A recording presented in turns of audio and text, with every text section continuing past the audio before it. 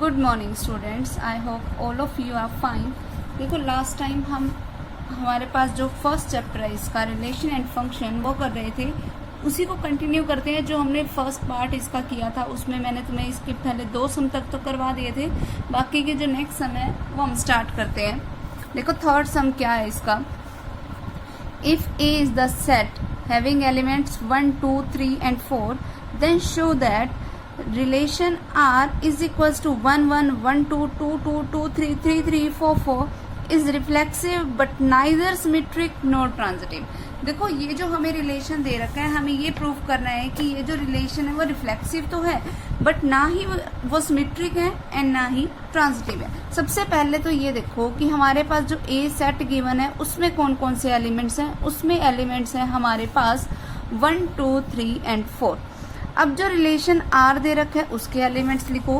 क्या है उसके एलिमेंट्स हमारे पास 1 1 है, 1 2 है, फिर 2 2 2 3 3 3 एंड 4 4। ये एलिमेंट्स हैं हमारे पास, ठीक है। अब देखो कोई भी जो रिलेशन है वो रिफ्लेक्सिव तब होगा, रिफ्लेक्सिव के लिए हमारे पास कंडीशन क्या होगी कि for every A belongs to A, अगर मतलब ए का जो हर एक में एक स्मॉल ए टाइप का एलिमेंट लूं। अब देखो ए में कैसे एलिमेंट है 1 2 3 4। हमारे पास for every A belongs to A होना क्या चाहिए कि ए जो है वो रिलेशन आर में बिलोंग करना चाहिए। अब देखो पहला एलिमेंट ए उठाया मैंने 1 1, क्या ये रिलेशन आर में है ना हमारे पास, तो 1 1 कर रहा है। फिर अगला एलिमेंट उठाया हमने, वो क्या हमारे पास 2 2, ये भी रिलेशन आर में पड़ा है तो ये भी बिलोंग कर रहा है। फिर 3 3 भी रिलेशन आर में बिलोंग कर रहा है। फिर 4 4 भी रिलेशन आर में बिलोंग कर रहा है। तो जितने भी ए के एलिमेंट थे वो सारे के सारे एज ए रिफ्लेक्सिव हमारे पास रिलेशन आर में बिलोंग कर रहे हैं, ठीक है। क्योंकि ये रिलेशन आर में बिलोंग कर रहे हैं मीन्स ए रिलेट किससे कर रहा है, आर से, और ए रिलेट किससे कर रहा है, ए से। पहला एलिमेंट ए, दूसरा एलिमेंट भी ए। ऑर्डर्ड पेयर ऐसे ही बनते हैं। ऑर्डर्ड पेयर अगर देखो कोई ए भी बिलोंग कर रहा है आर से, इट मीन्स हम ऐसे भी लिख सकते हैं इसको कि ए रिलेट किससे कर रहा है, बी से। यहाँ पर ए रिलेट कर रहा है ए से क्योंकि हमारे पास ऑर्डर्ड पेयर कैसा है, ए टाइप का, ठीक। तो ये कंडीशन को सेटिस्फाई कर रहा है रिफ्लेक्सिव की, सो इट इज रिफ्लेक्सिव। अगर बाय चांस मान लो कि जैसे अगर किसी भी एक एलिमेंट का अगर उसने ऑर्डर्ड पेयर ना बना के दे रखा होता, चाहे सिर्फ एक एलिमेंट का ही ना बना के दे रखा होता, तब भी ये रिफ्लेक्सिव ना होता, ठीक है। क्लियर बात। उसके बाद देखो नेक्स्ट हमारे को इसमें बताना है सिमेट्रिक के बारे में। सिमेट्रिक क्या होता है, देखो कोई भी रिलेशन सिमेट्रिक तभी होगा जब हमारे पास condition relation will be symmetric only when if A तो रिलेट कर जाए B से but B also relates to A। कि अगर गिवन क्या है कि इफ A रिलेट कर रहा है B से बट देन B A से भी रिलेट करना चाहिए।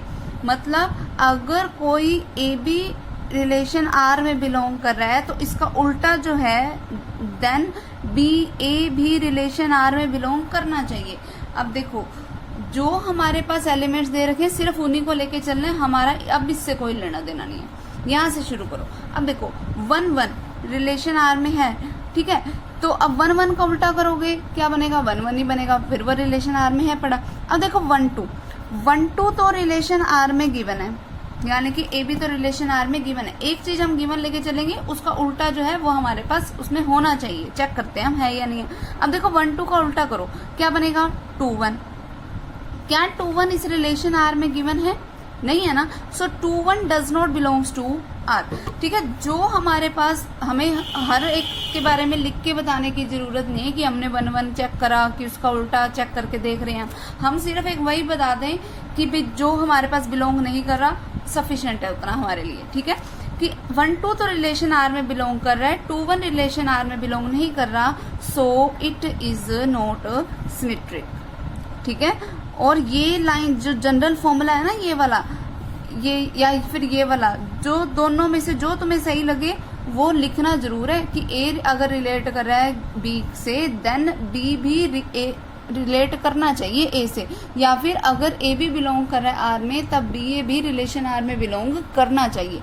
ये लाइन लिखनी है तुमने, ठीक है। ये लिखोगे, उसके बाद कोई एक एग्जांपल दोगे कि वैसे तो कर जाता लेकिन क्योंकि ये बिलोंग नहीं कर रहा इसीलिए तो ये सिमेट्रिक नहीं है। फिर अब बात आ जाती है किस पे, ट्रांजिटिव के ऊपर। ट्रांजिटिव की कंडीशन क्या होती है कि ए रिलेट करेगा बी से, फिर बी रिलेट किससे कर रहा है, सी से। इफ वाली कंडीशन चलेगी, मतलब ये दोनों गिवन है, देन होना क्या चाहिए कि ए रिलेट किससे करे, सी से, ठीक है। अब ये मुझे चेक करना है, तो पहले तो मुझे ऐसी दो गिवन कंडीशन उठानी पड़ेगी कि जिससे यहाँ से खत्म हो रहा है अगला उसी से शुरू भी होना चाहिए, ठीक है। अपने पास सेट में देखो जो हमें रिलेशनशिप दे रखा है उसमें देखो क्या है हमारे पास रिलेशन में कि 1 1 तो बिलोंग कर रहा है आर में, फिर अब 1 से ही हम स्टार्टिंग वाला लेंगे, वो क्या हो गया 1 2, ये भी रिलेशन आर में बिलोंग कर रहा है, ठीक है। अब यहाँ पर ए का काम 1 कर रहा है, बी का काम 1 कर रहा है, यहाँ पर बी का काम 1 कर रहा है, सी का काम 2 कर रहा है। हमें अब चेक क्या करना है, ए और सी। यहाँ पे ए कौन है 1, सी कौन है 2। अब 1 2 रिलेशन आर में बिलोंग कर रहा है या नहीं कर रहा है, तो ये तो सेटिस्फाइड है, यानी कि इस केस के लिए तो ये ट्रांजिटिव है। अब मुझे ऐसा कोई केस उठाना है जिसमें ये ट्रांजिटिव ना हो, क्योंकि हम देखो वैसे तो हमें सारे केस चेक कर करके देखने पड़ेंगे, क्योंकि अगर एक सिंगल केस भी हमारे पास वैलिड नहीं हुआ तो हमारे पास वो रिलेशन डिफाइन नहीं होगा, ठीक है। जैसे अब मैंने मान लो ये वाला केस उठाया 1 2 कि 1 2 तो बिलोंग कर रहा है रिलेशन आर में, ठीक है। अब अगला मैंने ना मान लो, वैसे तो हम ये भी उठाएंगे लेकिन मैं ऐसा केस डायरेक्ट उठाना चाहती हूँ कि जिसमें वो बिलोंग ना करे, तो इसीलिए मैं ये उठा रही हूँ कि देखो अब 1 2 तो गिवन है हमारे पास रिलेशन आर में बिलोंग कर रहा है, 2 3 भी रिलेशन आर में बिलोंग कर रहा है। अब इनका बनाओ कॉमन, यहाँ पर ए का काम 1 कर रहा है, बी का काम 2 कर रहा है, सी का काम 3 कर रहा है, तो अब इनसे मिला के बनेगा क्या हमारे पास 1 और 3। क्या अब 1 3 रिलेशन आर में है, नहीं है ना कहीं पर भी, तो 1 3 does not belongs to R, ठीक है। तो ये हमने एक एग्जाम्पल दे दिया, so it is not transitive.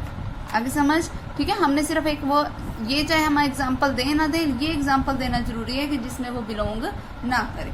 आगे समझ, ठीक है। अगर बाय चांस कोई ऐसा समय कि जिसमें तीनों ही हमारे पास वैलिड रिजल्ट हो तो तीनों का एक एक एग्जाम्पल दे दो बस, कि क्योंकि ये इसके सारे के सारे एलिमेंट इसमें बिलोंग कर रहे हैं तो इसलिए सिमेट्रिक है या रिफ्लेक्सिव है या ट्रांजिटिव है, ठीक है।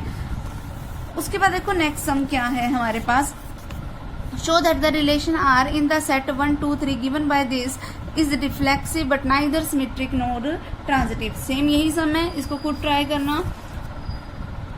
उसके बाद नेक्स्ट देखो हमारे पास क्या है, देखो show that the relation R on the set 1 2 3 given by the relation R is equals to 1 2 2 1 is symmetric but neither reflexive nor transitive. देखो सबसे पहले एक चीज जो मैंने तुम्हें बताई थी कि रिफ्लेक्सिव के लिए होना क्या चाहिए, ए के सारे एलिमेंट्स वैलिड होने चाहिए। अब देखो 1 1 है इसमें, नहीं है ना, तो पहला ही नहीं वैलिड, और कोई तो हम क्या कहेंगे, तो ये रिफ्लेक्सिव तो नहीं है। अब आ जाओ सिमेट्रिक पे, 1 2 का उल्टा करो 2 1 पड़ा इसमें, यानी कि इसके लिए वैलिड है। 2 1 अगला लो, 2 1 का उल्टा करोगे क्या आएगा 1 2, वो भी इसमें पड़ा है, तो सिमेट्रिक तो है ही, ठीक है। अब आ जाओ ट्रांजिटिव वाले पे, अब 1 2 देखो हमारे पास दो गिवन होते हैं, जो इसका एंड है स्टार्टिंग अगले एलिमेंट की हमने उसी से करनी है। अब 1 2 और यहाँ से 2 1, तो इनको मिला के ए सी क्या बनेगा हमारे पास 1 1 बनेगा। अब क्या 1 1 इस रिलेशन में है, नहीं है, तो ये ट्रांजिटिव नहीं है, ठीक है। इस तरीके से हम इनको चेक करेंगे।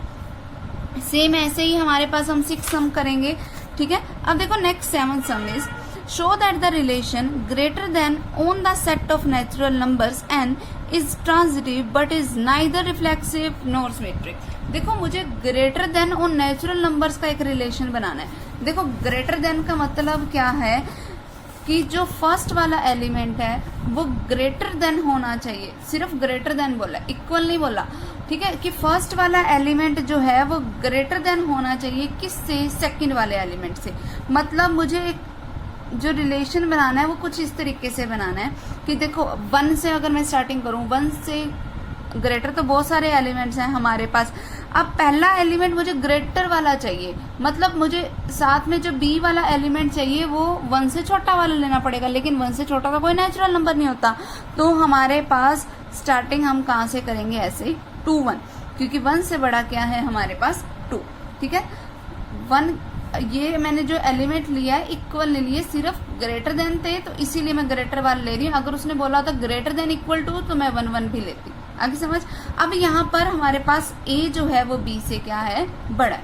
ठीक है, इस तरीके से हमें ये रिलेशन r बनाना है। ठीक है, अब मैंने ले लिया मान लो यहाँ पर 3, तो 3 2 बन जाएगा, 3 1 भी तो बन सकता है, तो वो वाला भी ले सकती हूँ मैं। फिर 4 1 बन सकता है, 4 2 बन सकता है, 4 3 बन सकता है, एंड सो ऑन, ऐसे आगे चलता जाएगा। ठीक है, तो हमें जो रिलेशन आर एक तरीके से कुछ ऐसा बनाना था कि कोई एक ए बी ऑर्डर्ड पेयर है सच दैट कि ए इज ग्रेटर देन बी। ठीक है, बोथ ए, यहाँ पे हम साथ में कंडीशन भी लिख देते हैं, both A and B belongs to natural number. ठीक है, इस तरीके से हमने इस सेट को, इस रिलेशन को बना दिया। अब देखो इसमें हमें प्रूफ क्या करना है। हमें प्रूफ करने को बोला है कि ये जो रिलेशन हम बनाएंगे वो ट्रांजिटिव तो है but neither symmetric no reflexive, कि ना तो ये रिफ्लेक्सिव है ना ही सिमेट्रिक है। अब देखो रिफ्लेक्सिव के लिए तो हमें ये चाहिए होता है कि ए रिलेट करे ए से, कि क्या यहाँ पर ए रिलेट कर रहा है ए से, कहीं पर भी ऐसा ए टाइप का या 1 1 या 1 या 2 2 या 3 3 ऐसा कोई भी है ऑर्डर पेयर नहीं है हमारे पास, तो ये रिफ्लेक्सिव तो नहीं है। आगे समझ। फिर अब सिमेट्रिक वाले पे आ जाओ। अब देखो 2 1 है हमारे पास, ठीक है, बिलोंग कर रहा है आर में। ठीक है, एक ए बी मेरे पास गिवन है। अब इसका उल्टा करके देखो, इसका उल्टा क्या आ गया 1 2। क्या 1 2 इसमें पड़ा है? नहीं पड़ा। 1 2 does not belongs to R, so it is not symmetric. आगे समझ। फिर अब आ जाओ ट्रांजिटिव पे। ट्रांजिटिव के लिए हमें कंडीशन क्या चाहिए होती है कि जिससे हम खत्म करें शुरुआत हमें उसी से करनी है, यही चाहिए होती है। तो शुरुआत में 1 वाला तो कोई भी नहीं है तो मैं इसको तो लूंगी नहीं, मैं इस वाले पे ले लेती हूँ कि जैसे अब देखो 3 2 ले लिया मैंने, बिलोंग कर रहा है आर में। अब 2 से स्टार्टिंग वाला यही है, 2 1 बिलोंग्स टू आर, ये दोनों मेरे पास गिवन है। अब देखो यहाँ पर ए का काम 3 कर रहा है, बी का काम 2 कर रहा है, सी का काम 1 कर रहा है। अब इनसे मिलके क्या बनेगा ए सी, जो कि क्या बनेगा ए सी किसके इक्वल है 3 1। अब क्या 3 1 इसमें बिलोंग कर रहा है ना यहाँ पर। ठीक है, तो 3 1 बिलोंग कर गया आर में, तो ये मेरे पास क्या हो गया, ट्रांजिटिव रिलेशन। ठीक है, ऐसा कोई मर्जी और सेट उठा के देख लो, कोई और मर्जी ऑर्डर पेयर उठा के देख लो, ये ट्रांजिटिव है। क्लियर है। फिर इससे अगला हमें बोला है लेस देन और इक्वल टू, क्योंकि अब इक्वल टू आ गया इस वाले में साथ में, बस अगले वाले में लेस देन बोला है, तो मतलब पहले नंबर पे छोटा एलिमेंट रखना है, दूसरे नंबर पे बड़ा एलिमेंट रखना है, सेम सम है। और क्योंकि इसमें इक्वल टू वाली कंडीशन भी बोली है तो मैं 1 1 भी रख सकती हूँ, 2 2 भी रख सकती हूँ, 3 3 भी रख सकती हूँ, तो ये रिफ्लेक्सिव हो जाएगा ऑब्वियसली। ठीक है, क्लियर। उसके बाद देखो नेक्स्ट सम 8 सम क्या है हमारे पास, show that the relation R on the set of real numbers defined by that R is equals to, कैसा ऑर्डर्ड पेयर है A B, such that A is less than equals to B square is neither reflexive nor symmetric nor transitive, कि ये जो relation है ना तो वो symmetric है, ना रिफ्लेक्सिव है, ना ही ट्रांजिटिव है।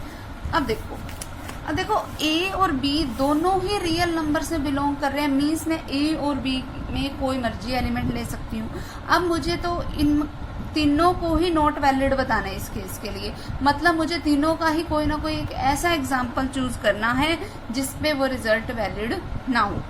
ठीक है, अब सबसे पहले जैसे मान लो मैंने लेट कर लिया कोई एलिमेंट ए की, मान लो मैंने वैल्यू चूज कर ली 1/2। ठीक है, अब मैं सबसे पहले शुरुआत किसकी कर रही हूँ, रिफ्लेक्सिव के लिए। अब रिफ्लेक्सिव के लिए मैं शुरुआत कर रही हूँ और मैंने ए मेरा चूज क्या किया है 1/2, क्योंकि मैं कोई भी रियल नंबर चूज कर सकती हूँ, तो मैंने मान लो 1/2 चूज कर लिया। अब देखो रिफ्लेक्सिव की कंडीशन तो कहती है कि ए रिलेट करना चाहिए ए से, मतलब जहां पर बी है वहां पर भी मैं ए लगाऊंगी, तो मतलब कंडीशन ये बननी चाहिए that A is less than equals to A square वाली। तो पुट करके देख लो क्या बनता है। ए की जगह पे पुट किया मैंने 1/2 लेस देन इक्वल्स टू 1/2 का स्क्वायर, ये कंडीशन ट्रू होनी चाहिए, चेक कर ली हूँ मैं। 1/2 लेस देन इक्वल्स टू 1/4, देखो क्या ये रिजल्ट ट्रू है। देखो सबसे पहले 1/2 का तो मतलब होता है 0.5 और 1/4 का मतलब होता है 0.25। क्या 0.5 0.25 से छोटा है या उसके इक्वल है? नहीं ना, 0.5 जो है वो तो इससे बड़ा है। ठीक है, 0.5 इज ऑलवेज ग्रेटर देन 0.25। ठीक है, तो ये रिजल्ट तो वैलिड नहीं है, नॉट वैलिड रिजल्ट। तो मुझे एक एग्जाम्पल देना था, तो वो मैंने ये एक एग्जाम्पल दे दिया, so it is not reflexive. Clear है बात?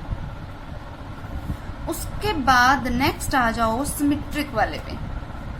सिमेट्रिक वाले में क्या होता है कि जो हम लेके चल रहे हैं उसका जो उल्टा जो होगा वो भी हमारे पास होना चाहिए वैलिड।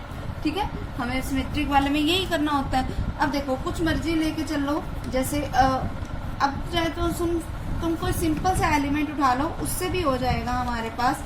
देखो जैसे मान लो कि मैं कुछ मैंने ले लिया एलिमेंट, मान लो मैंने ले लिया 1 और 2। ठीक है, अब 1 is less than equals to 2 का स्क्वायर, मतलब 1 is less than equals to 4। ठीक है, वैलिड है। ठीक है, ये गिवन है ना, ये हमारा वैलिड होना चाहिए। हमें ऐसा ही एग्जांपल चूज करना है कि ए रिलेट करना ही चाहिए बी से। अब मुझे एक ऐसा एग्जांपल, अब देखो इसका उल्टा करके देखो, 2 1 जब मैं पुट करूं तो मतलब मुझे ए की जगह 2 रखना है और बी की जगह पे क्या रखना है 1। तो मतलब 2 is less than equals to 1। क्या ये रिजल्ट ट्रू है? नहीं है ना। So 2 is not less than equals to 1। तो यानी कि बी जो है वो does not relate to R, does not relate to A, मतलब बी ए जो है वो रिलेशन आर में बिलोंग नहीं कर रहा। तो ये कैसी कंडीशन हो गई? नॉट सिमेट्रिक टाइप की। ठीक है, क्लियर है बात? सेम उस तरीके से अब अगला मुझे जो केस उठाना है वो किसके लिए उठाना है कि हमारे पास जो है वो अगर कोई ए बी अगर रिलेट कर रहा है, कोई बी सी अगर रिलेट कर रहा है, तो कोई हमारे पास ए सी टाइप का रिलेशन भी बनना चाहिए। ऐसा हमें कोई रिजल्ट चाहिए। ठीक है, अब अगर मुझे ऐसा कोई रिजल्ट बनाना है तो हम करेंगे क्या? उसके लिए हम कोई भी, हमारे पास कोई भी एक एलिमेंट इस तरीके से, मान लो मैंने चूज कर लिया ट्रांजिटिव के लिए, मैंने कोई भी केस उठा लिया। जैसे मान लो, जैसे अब ये 1 2 तो चलो गिवन था, चलो ये वाला ही उठा लिया मैंने। 1 is less than equals to 2 का square, 1 is less than equals to 4, मतलब ए तो रिलेट कर रहा है बी से। ठीक है, अब 2 से शुरुआत होने वाला मैंने और केस उठा लिया। ठीक, अब मान लो मैंने 2 और कोई भी, मैंने देखो बी का एलिमेंट मैं कुछ भी ले सकती, यहाँ पर जो एलिमेंट अगला मुझे लेना है वो मैं कुछ भी ले सकती हूँ। ठीक है, लेकिन मुझे लेना ऐसा है कि हमारे पास ये जो 2 है वो हमेशा छोटा रहे उस वाले से। ठीक है, अब जैसे मैंने 1.5 उठा लिया। ठीक है, अब अगर मैंने 1.5 उठाया है, so that 2 is less than equals to 1.5 का अगर मैं स्क्वायर करूंगी, 1.5 का मतलब क्या हुआ? 3/2, जिसका अगर मैं स्क्वायर करूंगी तो क्या आएगा मेरे पास? 9/4। ठीक है, ये मैंने उठाया अपने पास केस। ठीक है, अब यहाँ पर अब मैं अगर उसका कुछ भी लेके चलूं, अब ये मेरे पास कर गया बी जो है वो रिलेट कर गया सी से। अब मैं चेक करती हूँ कि क्या ए रिलेट कर रहा है सी से। वो चेक करने के लिए अब देखो ए क्या है मेरे पास? 1 which is less than equals to, अब देखो सी क्या है मेरे पास? सी मेरे पास क्या था? 1.5, और इसका अगर मैं स्क्वायर किया तो वही आ गया that 1 is less than equals to 9/4, यानी कि इस केस के लिए तो वैलिड है। अब मुझे एक अगला ऐसा कोई केस चाहिए जिसपे ये वैलिड ना हो, तो वो हमें ऐसे केस स्पेशली ढूंढने पड़ेंगे। अब देखो मैं ऐसा कोई और एग्जांपल लेती हूँ। जैसे मैंने लेट कर लिया कि मेरे पास कोई एक ए है जिसकी कोई वैल्यू है -3, कोई मैंने कोई, चलो बी ले लिया, मान लो मैंने -3, कोई मैंने ए मेरी तरफ से कोई लेट कर लिया 1/3। ठीक है, अब देखो ए बी पहले मैं रिलेट करवा के देख लेती हूँ, तभी हम सम को आगे बढ़ाएंगे। चेक कर लेते हैं कि क्या ए भी रिलेट कर रहा है। देखो कैसे चेक करेंगे? 1/3 less than equals to, B की जगह पे मुझे वैल्यू क्या पुट करनी है? -3। अब देखो -3 ये पुट किया मैंने, 1/3 is obviously less than equals to, देखो माइनस का स्क्वायर करोगे क्वांटिटी पॉजिटिव एंड 3 का स्क्वायर करोगे 9। ठीक है, 1/3 is obviously less than equals to 9, means A relate कर गया बी से, ये वैलिड है। अब मैं मान लो कुछ सी मेरी तरफ से कुछ भी ले लेती हूँ, 1/2 ले लिया मैंने। अब देखो बी सी चेक कर लेती हूँ कि क्या ये बिलोंग कर रहा है। देखो बी क्या है मेरे पास? -3 लेस देन इक्वल्स टू 1/2 का स्क्वायर। देखो -3 is less than equals to 1/4, obviously ये क्वांटिटी नेगेटिव है, ये क्वांटिटी पॉजिटिव है, तो ये तो छोटी होएगी, तो बी भी रिलेट कर रहा है सी से, ये भी हो गया हमारे पास। अब ए सी चेक करना है मुझे, ए सी चेक करते हैं हम। देखो ए क्या है मेरे पास? 1/3 which is less than equals to, C क्या है मेरे पास? 1/2, इसका मैंने स्क्वायर किया, यानी कि क्या बन गया? 1/3 is less than equals to 1/4। देखो 1/3 का तो मतलब होता है 0.3 समथिंग, और which is less than equals to 1/4 का मतलब क्या है 0.25। अब ये रिजल्ट तो वैलिड नहीं है, मतलब ए डज नॉट रिलेट टू सी, तो ये क्या हो गया, नॉट ट्रांजिटिव। समझ आ गई बात, ठीक है। तो इस तरीके से हमें इस सम को करना है। अब इसका जो अगले वाला जो है that A is less than equals to B cube वाला है, जैसे अभी स्क्वायर वाला था, अब अगला क्यूब वाला है। इसकी एग्जांपल तुम खुद अपने आप ढूंढना, बाकी के सम हम अपने नेक्स्ट टाइम करेंगे। ओके।